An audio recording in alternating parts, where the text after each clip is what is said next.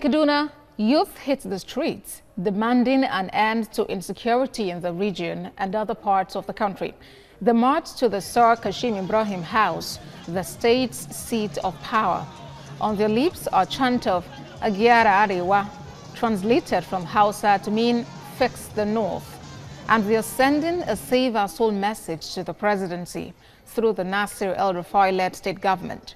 The youth say their agitation is devoid of political, religious, or ethnic sentiment. All they want is a better nation with improved security of lives and property. And joining us now is the convener of NSAS, Awosanya, who is joining us at the news at 7. Thank you for joining in, Segun.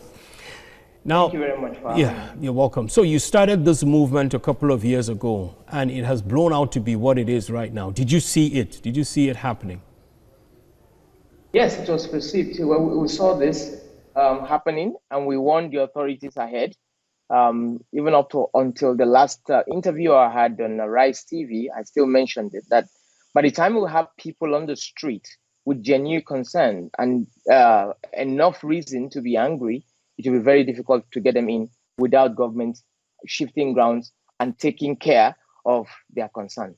So we saw it coming, and it's in most of the articles that have been released a while back.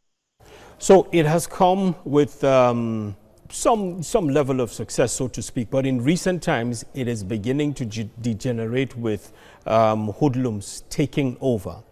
Again, did you see it coming to this point where hoodlums are taking over? Well, outside the advocacy, if you're throwing something up into a protest, that's the word, there's no protest in the world that doesn't really give room to influence and infiltration, whether it's sponsored by the state or whether it's just some natural being or group trying to express themselves differently because to them, there seem to be breakdown of law and order, and it's an opportunity for them to express themselves likewise. So this must not be used to mischaracterize the real issue here. The protesters and our fellow citizens are not hoodlums. They are law-abiding citizens. They've comported and conducted themselves properly, and they've been having their peaceful protest enough. And we must, as a state, as a people, as organizations, continue to reinforce the right to peaceful protest. It must not be taken away from the people because it is guaranteed by the Constitution.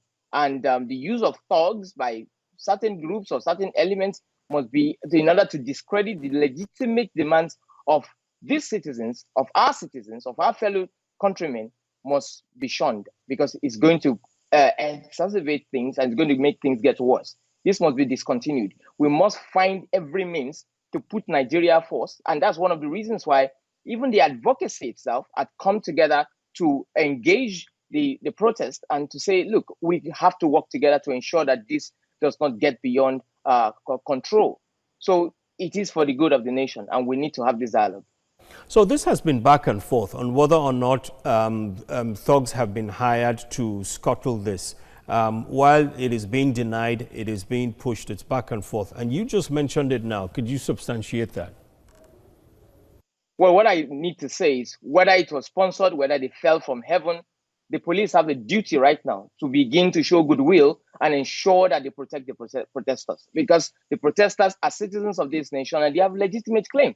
They have the right to demand from their government accountability. And while they are doing that, the government must show goodwill, and the police themselves, in order for these things for this protest and for this standoff to end quickly, the police must show extend a hand of fellowship and begin to protect the protesters. Okay, just before we let you go, assuming the hijacks didn't take place, what would be the terminating point for the protest? Look, it is obvious that the people involved and the various elements and minds and the youths generally who have put their hearts together to put together their demands, they have actually gone back to the drawing board to ensure that they put the demands in categories: what they want right now, what they want in short term and medium term, what they want medium term and long term. And it's very easy. It begins with what they want the president to do now, which is give a State of a Nation address. Okay, it is essential. We have advised this as an advocacy. the young people of Nigeria wants to be addressed by their president, if possible. If there can be a dialogue, something, a chat, somewhat, if it's going to be a remote or so, let the government talk to the people. At least let this be a first. Let them talk to their president. And secondly, release all protesters. This can be done. Do that immediately so that they can begin to see that government is doing something and is listening to them. We have been saying that, look, government is all ears and all, but they need to see action. We have gone beyond words. Let them begin to see action from government. Then again, the National Human Rights Commission, must be given a governing council. There's no how, in order for them to be able to have the legitimacy to carry out the things that they have promised that they are going to do.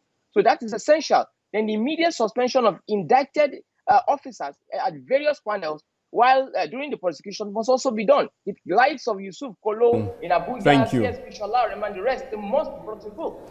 I wish we could go on. I wish we could go further, but time forbids us. Awosanya there, the convener of NSAS. Thank you so much. Thank you.